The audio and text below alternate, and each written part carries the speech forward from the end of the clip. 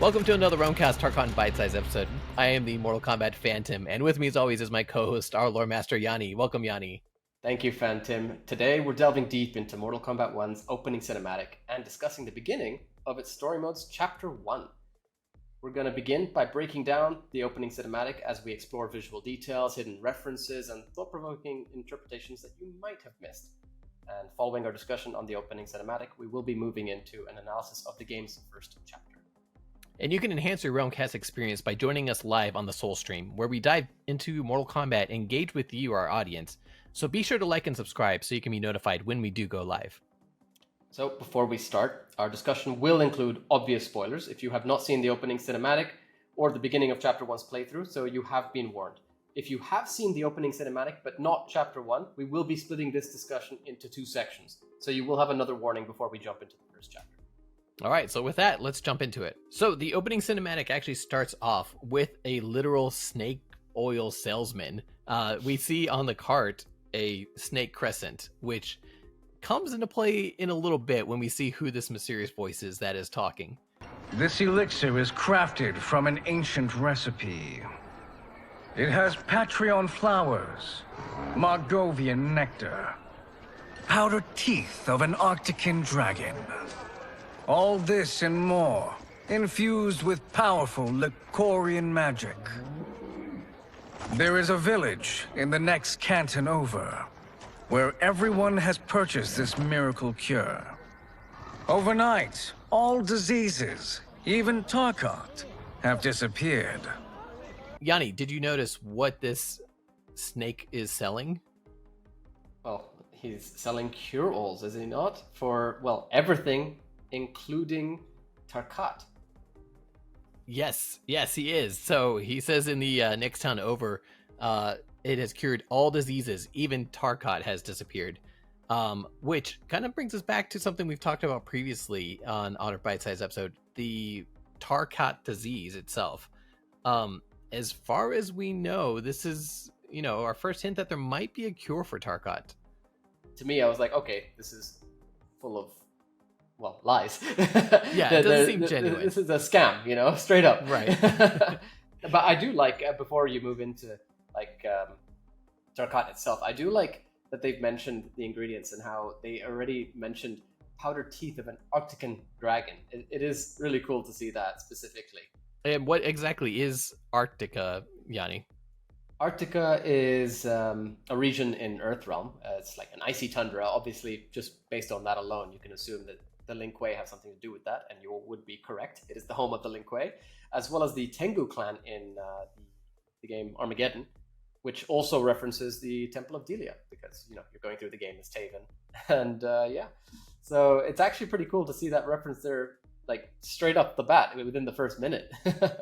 Yeah, and also there's our first reference to if Arctica is in Earthrealm in Mortal Kombat 1, is our first reference to a Earthrealm creature, the Arctican dragon, which is something interesting because we have we ever seen Earthrealm dragons before? I believe we have in past Mortal Kombat games with the Black Dragon and Red Dragon Association. We've seen dragons. I'm not sure if they were specifically Earthrealm dragons. Like, for example, we've seen Karo and Orin, but the only Earthrealm dragons I can really think of would be probably in character endings. For some reason, I've got Sub-Zero's MK11 ending in my mind, although I could be misremembering entirely.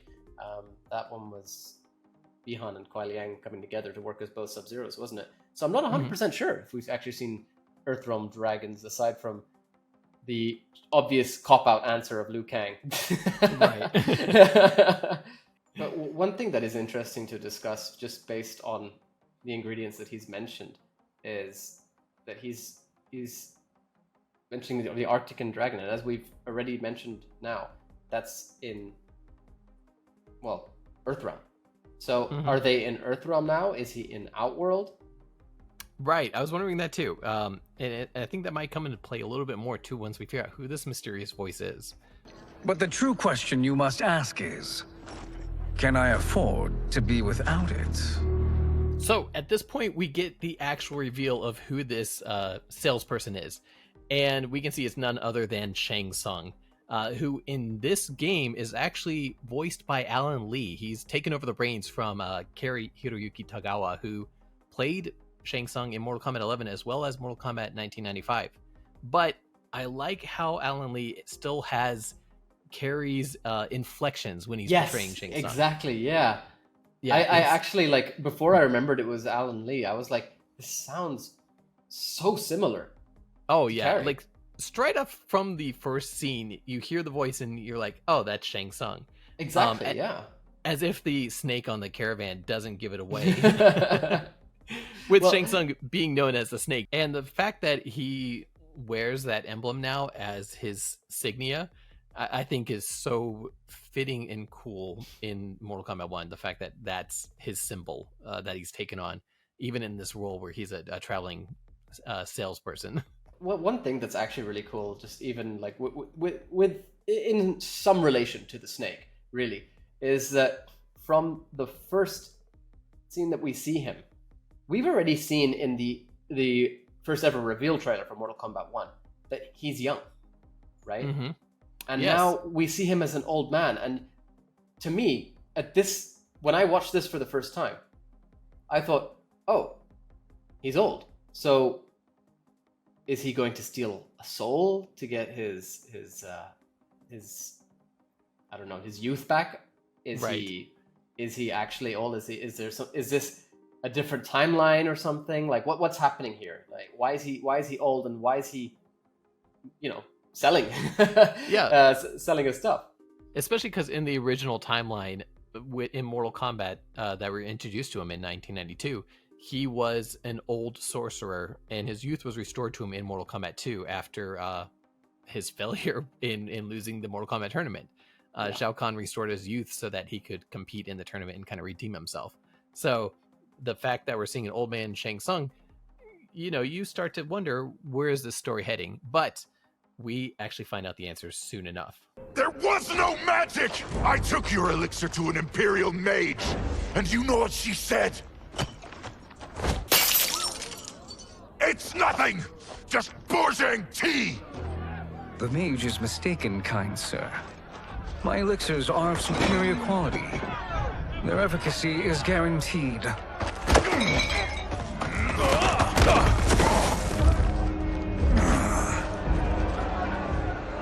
So here we see Shang Tsung's character is a bit more revealed, as we find out that he is, as we first thought, a snake oil peddler. Quite literally, as he's selling basically just tea and passing it off as some kind of miracle cure. It's really interesting to see him get crowded around and obviously beaten and not do anything about it. This is not the Shang Tsung that we would expect, or at least I expected at all, It's especially after that reveal, the initial reveal trailer where he just comes in and bodies everybody. It's so interesting.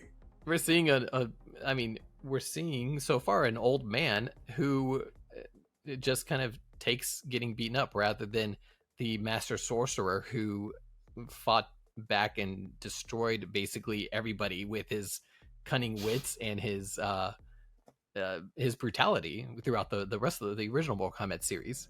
Yeah, it's like just the fact as well that he seemed so ready and resigned to his fate even before he was thrown down. You could see him almost like stuttering in a way. He wasn't sure how to handle it. He's just like, oh, again, Yeah, it was like, it was expected, but at the same time, he's still trying to use his smarts to persuade the crowd that... But it's not the Shang that we expect, because Shang Tsung would always have been able to find a way to talk his way out, and if not, he'd fight his way out. Yes, exactly. Something else I found interesting here is that the person who outs Shang Tsung mentions that he took the elixir to an Imperial mage. And haven't we already kind of seen Imperial mages within Mortal Kombat 1 story through some of the character bios? I mean, Rain. Yeah. See, I left that open for you. I'm not sure about Imperial mage, though. He is a high mage, right? Okay. But that is definitely interesting, because does that actually confirm that we are placed in Outworld now? And if so, does that mean that Outworld and Earthrealm really know a lot about each other's realms, because obviously there is, based on other trailers, there is definitely a relationship between the two realms at this point. So if you look back at the old school timelines of Mortal Kombat, Earthrealm citizens generally had no idea about the existence of other realms and all these other species and such, right? But now it seems to be, at least in Outworld again, that they do have knowledge. So that is another interesting thing. Like this cinematic has so much going on with it, even just from the first 2 minutes. It's crazy to me. But one thing that I am reminded of is, and it's not even related to Mortal Kombat really, but it's just the fact that he throws it down. He says it's nothing, it's poor Jank T, and I'm just hearing Uncle Iroh from Avatar: The Last Airbender crying over still tea. I know you're not supposed to cry over spilled tea, but it's just so sad. Yeah, he does say that there is no magic and it is just tea. But the Imperial Mage that he had taken it to is in fact a woman. He says, do you know what she said? So, yeah, it's a very progressive mage school. What's more interesting to me about what you've just said is the fact that there was no magic. Shang Tsung, the sorcerer, is not even using magic in his fake sales. Like that is not Shang Tsung that we expect. Does he have the ability to use magic? Is he not a sorcerer anymore? That's something that's really interesting here for me, because I would expect him to be using it just to make it seem more realistic. But if it's been checked by an Imperial Mage and there is no magic involved at all, to me that just makes it sound like Shang Tsung either does not have like the ability to manipulate magic at all anymore, or he didn't see the point in it. But I don't see that working with somebody who's a snake and trying to scam people. I don't think he has the ability to do so. Shang Tsung definitely seems to be at the bottom of the barrel in this new era, which, if this is based off of everything that Liu Kang wanted, you can't really blame Liu Kang for putting him down as low as possible.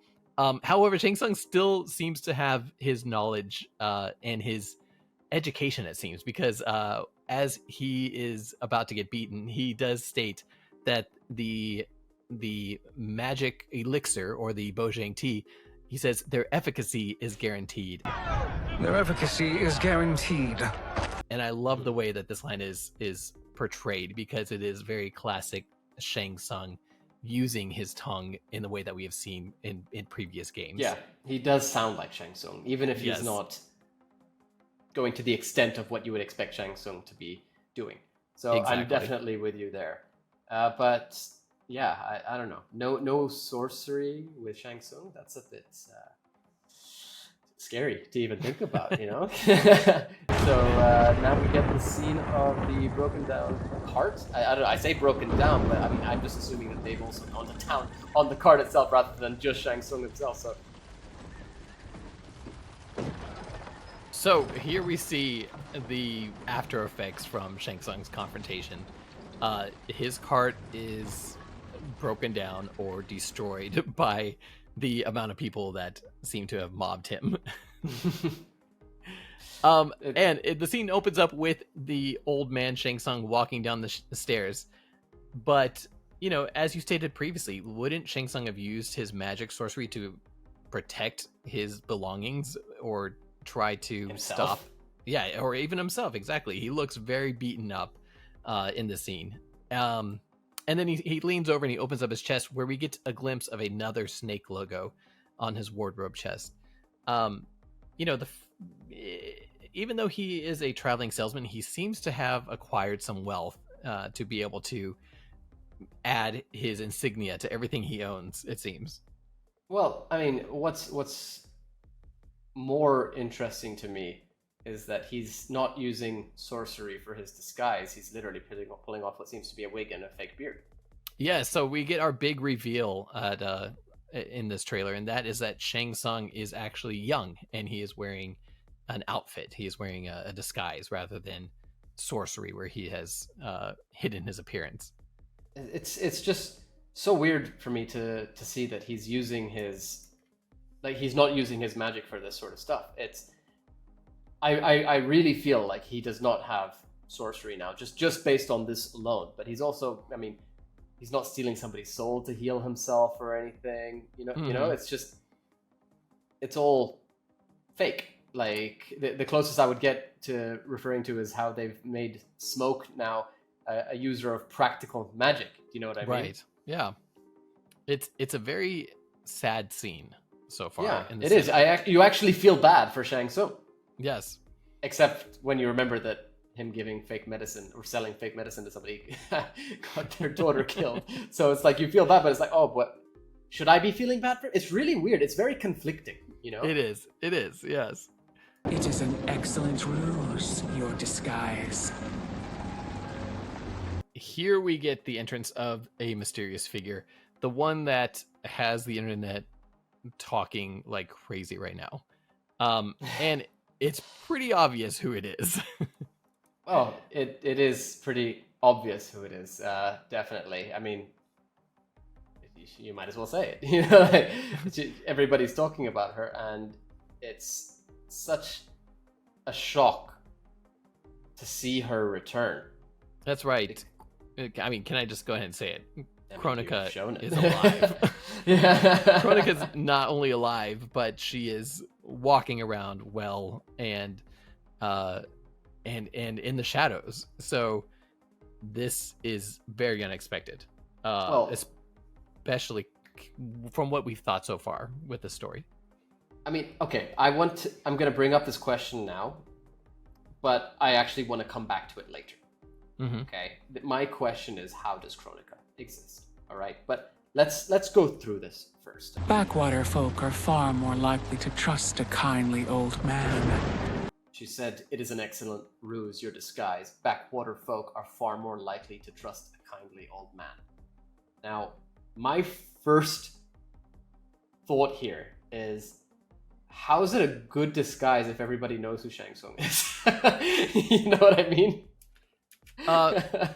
Well, I mean, the disguise, in my opinion, is to help him sell his goods and not get beat up as much as he would if he were a younger man. Maybe I'm thinking perhaps Shang Tsung, the snake oil peddler, has been beaten up enough that he realized if he dressed older, they would, you wouldn't kick an old man. It's kind of like the old, you wouldn't hit a guy with glasses on, would you, type of thing. So exactly.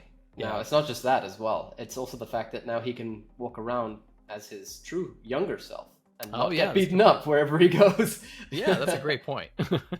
Here on behalf of a dissatisfied customer. If it's revenge you want, have at it.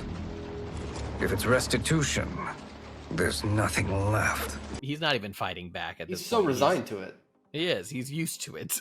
He's accepted his fate. This is just how his life is. Yes. Yep. Exactly. And that is so different from the Shang Tsung that we know, and I say love with quotation marks, because Shang Tsung has never been okay with just what he has. He's always seeking more.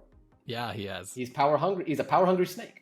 Yeah, and perhaps how can you be power hungry if you've never tasted power? That could be the situation that he's in. That might be the position he's in. Mm-hmm. What I want, Shang Tsung, is to elevate you, to make you the great sorcerer that now you can only pretend to be. And so here we have the confirmation that Shang Tsung only pretends to be a great sorcerer. Does that mean that he is not a sorcerer at all, or does that mean he's just not a great sorcerer? What do you think?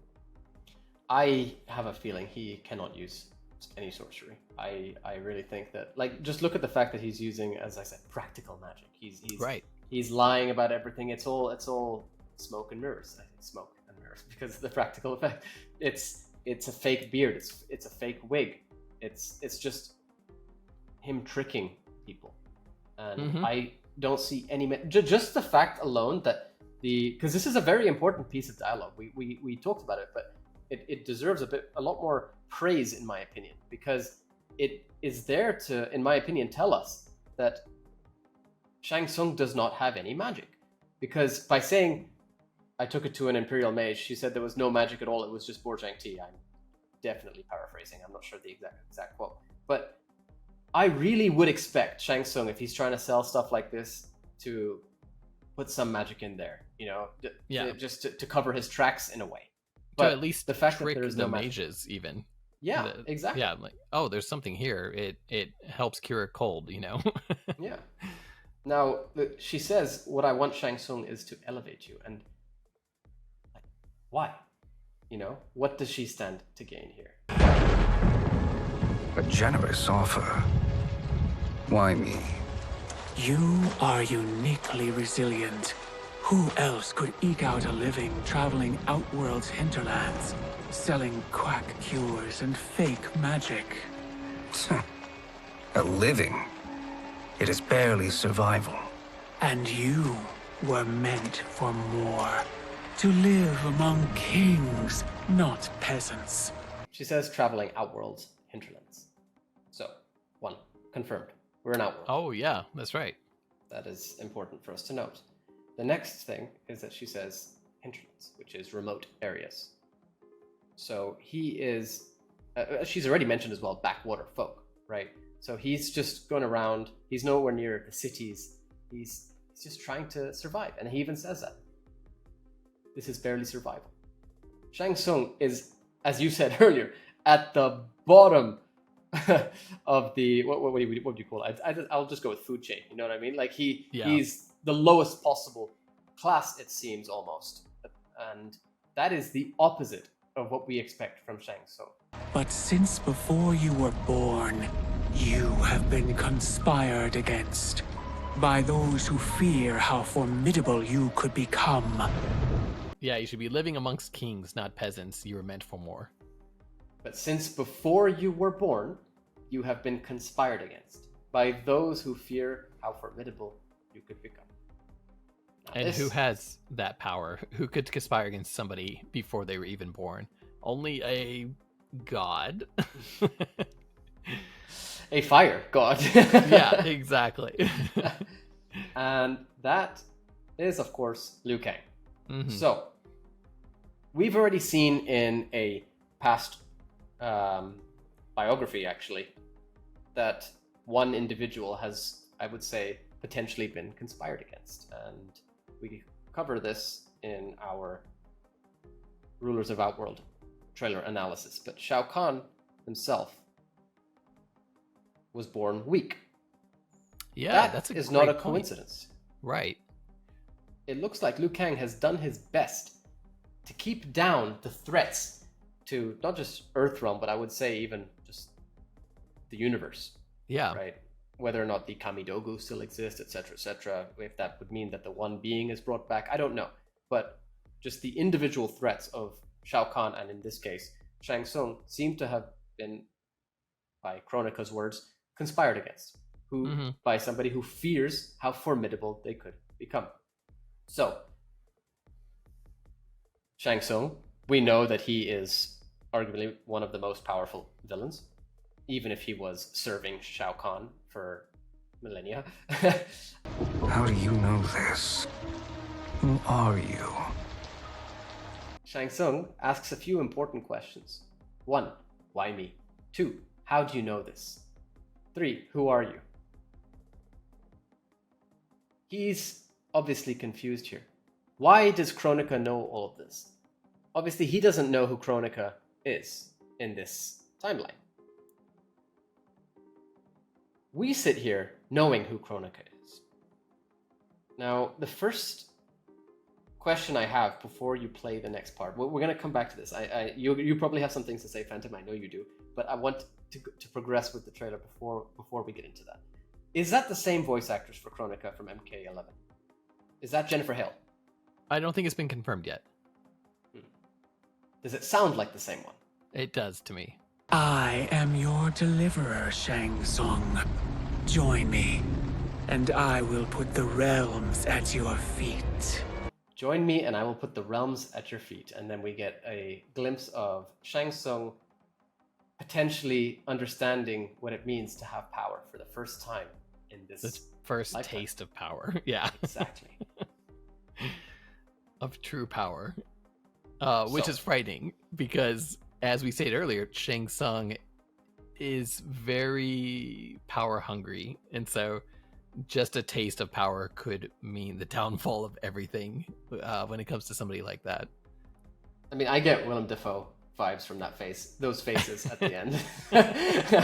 That's the first thing I thought of when I saw Shang Tsung going sort of crazy with I don't know, what's the word here? He's hungry for power. He's just going crazy at the thought of it. And now this is where I'd like to address Kronika. So you say that it's the same voice actors, right? I think so. It sounds like it. I can't verify that. It sounds like Kronika, right? Yeah. And based on everything that we've just seen, obviously Kronika, of all people, I say again with quotation marks, would know about this, right? Mm-hmm. With, mastery over time, etc., right? Would you agree? See, that's the question I have, because in this timeline, does Kronika have any mastery of time?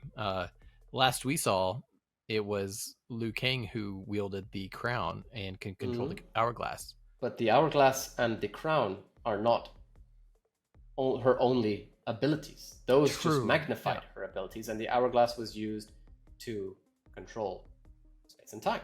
Right? Okay. I say space and time, but time, right? But she did have temporal abilities. Mm-hmm. So does it make sense that Kronika would still have knowledge of all of this? Just based on that? Perhaps so, yeah. Okay. Now, Kronika, the first thing I said when she came up on the screen during this was, how does she exist? What happened to Kronika in MK11? She died. How did she die? Liu Kang beat her, and there was a fancy cinematic, and she, exploded or something? I don't even remember. Turned to glass ash, and then was shredded, I think, in the hourglass. I don't know if that was the actual story mode, or if I'm getting that confused with the endings and towers. But regardless, she is most certainly no more as of the previous timeline, correct? Mm-hmm. Yeah. I say previous timeline, before the new era. Mm-hmm. So, again, how does she exist? Who has the power of the hourglass right now? The last person we saw controlling it is Liu Kang.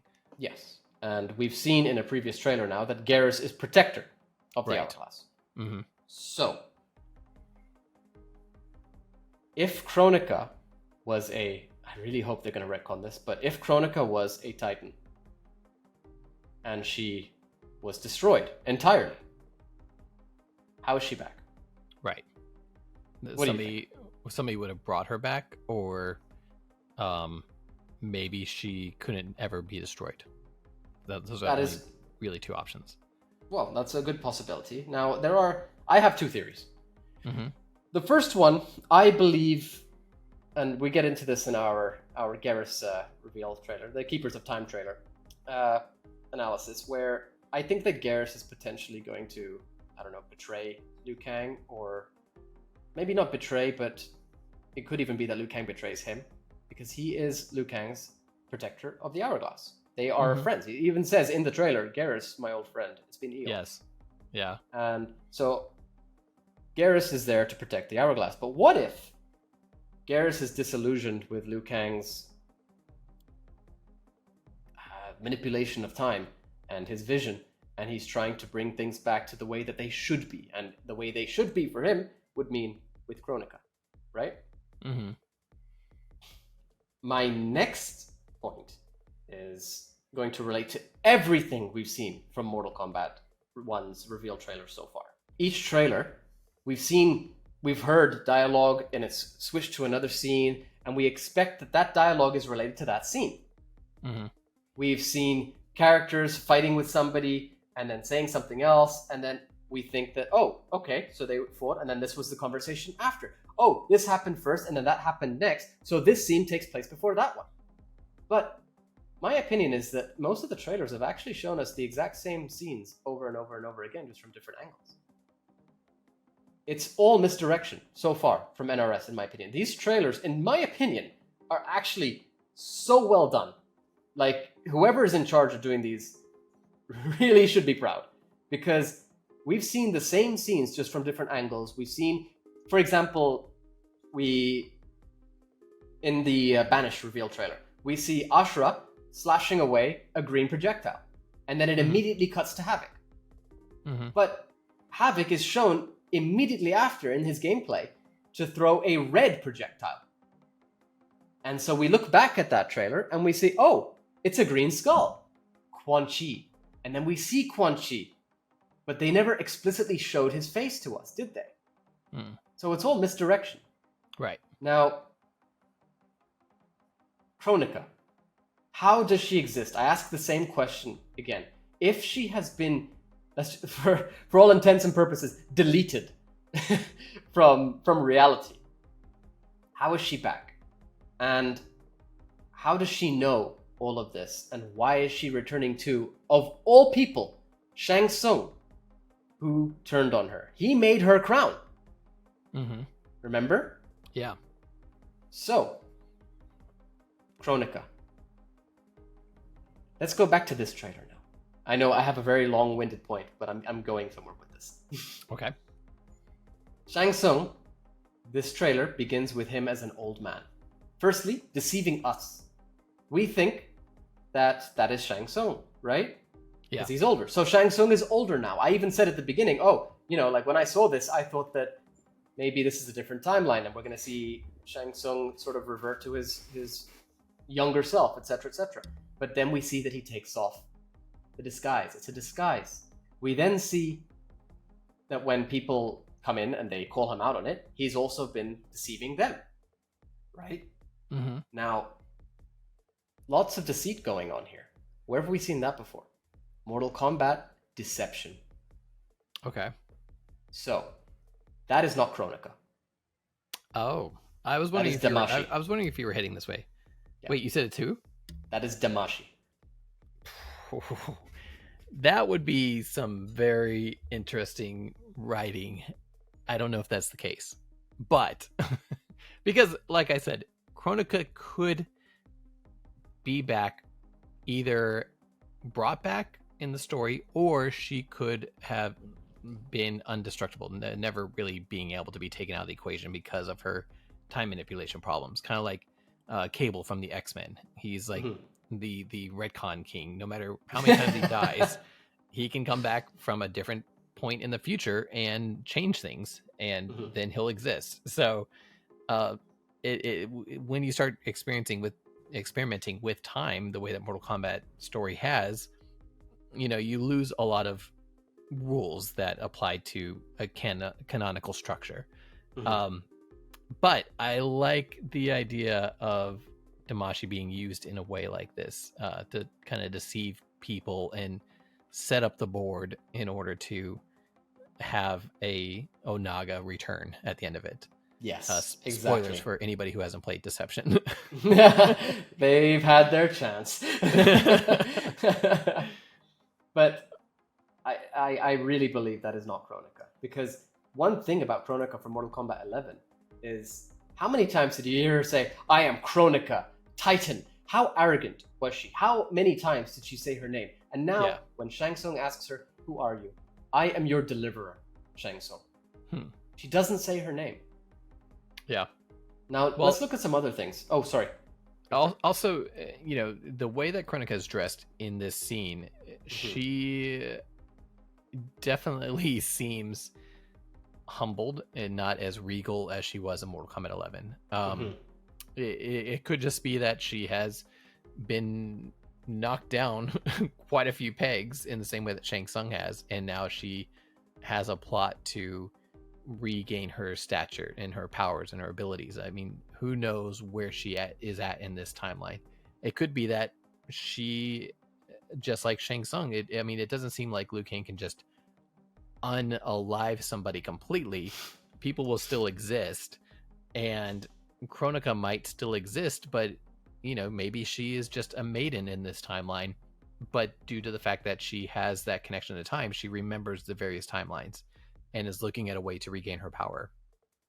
So potentially, there's no real knowledge of who this person is, and no, it's all just a theory, of course, and I could be Exactly. completely wrong. But based on the recurring theme I've seen with every single trailer so far, with the characters themselves, this is all deception, and I don't want to like say it in such a way where it's almost detracting from what the team have done. I don't want to say Deception 2.0 in a negative way. I think that this is actually being done very well. I think that this is going to be how Onaga returns. We have seen the Dragon King's army. We've seen his arenas from Return from Deception. We have even just the fact that Shujinko was announced as a cameo, to me, is quite a big hint, in my opinion. No, honestly, it's such a big hint in my opinion, because I feel that potentially either Shang Tsung is taking on the Shujinko role, or both of them will be involved in some manner. And we actually see an intro dialogue, if I can remember the wording, between Kung Lao and Liu Kang, saying, Liu Kang says to Kung Lao, "Why did you not listen to Raiden?" And then Kung Lao says, "I thought I could handle training Shujinko alone," or something like that. Now, that could just be a bit of fluff, you know, like one of those false intro dialogues to mess with us. Like it could just not mean anything. Right. Or it could mean that by training Shujinko, they've led to Onaga's return. Interesting. Those are some good theories, Yanni. Let's keep going.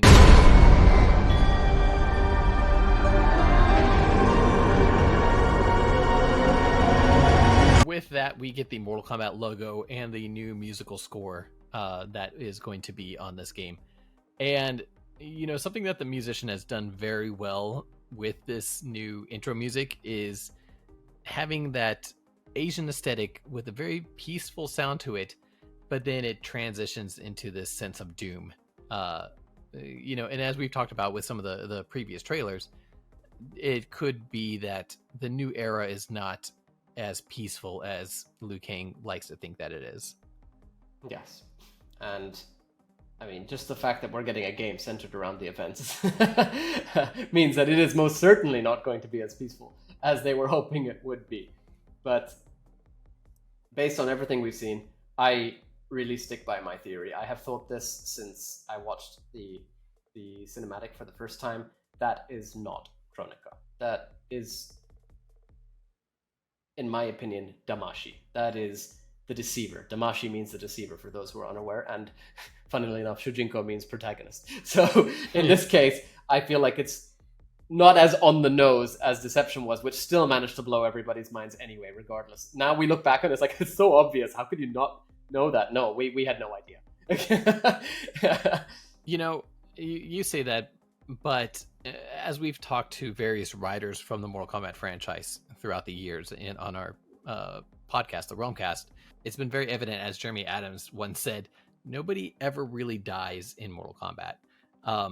You know, we've seen in every iteration, we've seen Kung Lao die, we've seen Kano die, we've seen Liu Kang, Johnny Cage, like games and media alike, and yet these characters keep coming back. And so the fact that Kronika's alive, it's shocking but not surprising, if that makes sense. See, okay, I'm gonna you make a very good point there, Phantom. Sorry, but I do have to cut you off here, because I really do not see, just based on the backlash, not many people liked Kronika. Right. To be completely blunt, not many people liked Kronika. I was personally not a fan, purely because she was a Titan. I actually might have liked her character a bit more if she was just an Elder God. But not many people that I can think of liked Kronika. So I don't think that the studio is, and you know, Dominic are not listening. I really just the fact, look at this roster. They are listening. They are 100% listening. And True. Maybe even listening to this right now. And if you are, good job. But I really think that they fully expected the backlash to seeing Kronika return. Like, oh no, Kronika's back. No, like there's a lot. I'm not happy. Initially, I was not happy that Kronika is back. But then I had this thought, and I truly do not believe that is Kronika. That is Damashi. It is done in such an intelligent, a cunning way the way this is written, it's not going to go the exact way I've said it. It's 100%. I hope it doesn't go exactly that way. Otherwise, I figured out the entire thing, and I could be completely wrong. But I still think that there is no way they would bring back Kronika with the amount of hate that character got in Mortal Kombat 11. I think they fully expected it. I'm really worried for you because if it is Kronika, you're probably going to be heartbroken. Yeah, you could be right. Unless, obviously, writing can change the character. True, of course. very true. Except for Jackie. But bring back Su Hao. But no, I really think that they knew that people did not want to see Kronika back, and just doing Kronika as the returning potential villain was totally planned to deceive us. It's for the people who have seen. I've been seeing it on forums everywhere. I've been seeing it all over social media. Oh no, Kronika's back. And some people are like, oh cool, she's back and she looks really good. I hope she's a fighter. Some people are like that. But I'm seeing people say, I can't believe Kronika's back, and they're not talking about what she's like, if that's Kronika or not. They're talking about whether or not they're happy that she's back. They're talking about how she's going to do things this time.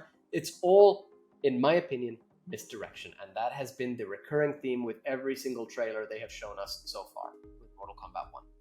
Even the reveal trailer.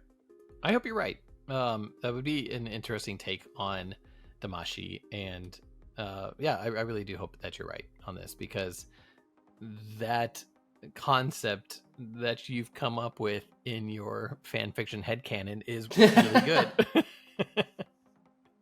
I'm curious, like, for everybody who's heard this, let us know what you think. I'm really curious to hear if people agree with me. Maybe you've had the same thought. This was the first thing that popped into my head when I started thinking about it properly.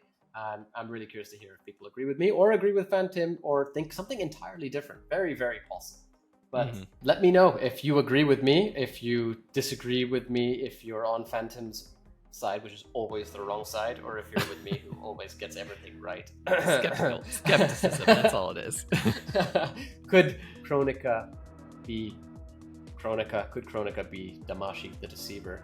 Could we be seeing Onaga return? Could Shang Tsung take on the role of Shujinko, or even work with Shujinko to bring him back? Let us know. Extend the conversation beyond this actual video itself. Share your thoughts in the comments. Connect with us on social media. Let us know what you think. We're on social media as @Realm Kast, same thing as our YouTube channel, and you can interact with us on Mortal Kombat Online's Discord channel. Of course, we always mention it. Your engagement, passion, diverse viewpoints always invigorate the community. We enjoy checking out all the dialogue that we see on the Discord server as well. So make sure you follow us on all channels and keep an eye out. Lastly, don't forget to like, share, and subscribe, because your support actually is what propels us into our exploration of the electrifying world of Mortal Kombat. So until our next journey into the realms, stay curious, keep the gaming spirit high, and remember, every warrior has a story and every saga a lesson.